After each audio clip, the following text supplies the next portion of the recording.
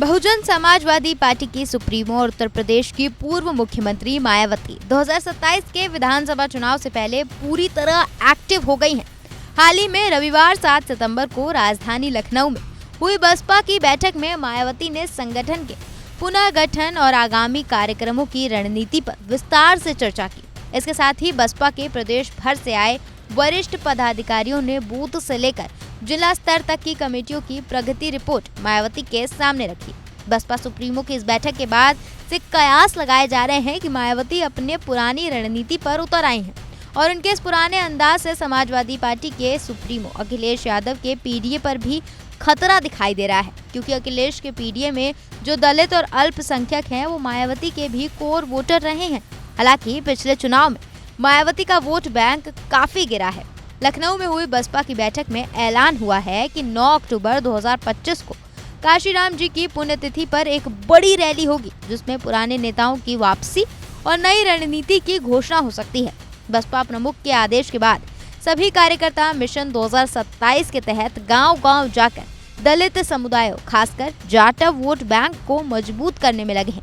साल 2024 के लोकसभा चुनाव में बसपा के कमजोर प्रदर्शन के बाद पार्टी को उभरने के लिए जमीनी स्तर पर उतरना होगा, क्योंकि अखिलेश यादव के नेतृत्व में सपा की पीडीए रणनीति ने 2024 के लोकसभा चुनाव में यूपी में 37 सीटें जीती, जिनकी मुख्य वजह माय मुस्लिम यादव फॉर्मूले को विस्तार देकर दलित वोटों को अपनी तरफ आकर्षित करना था।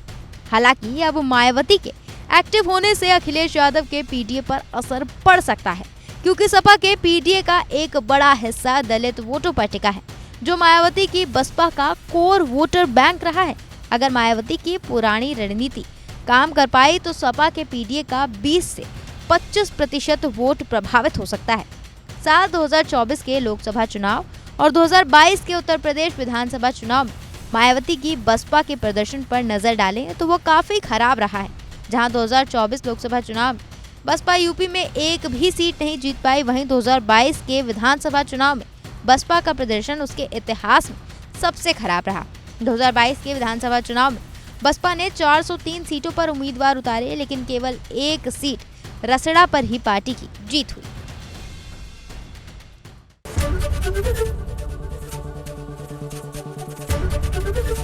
एबीपी गंगा, खबर आपकी, जुबान आपकी।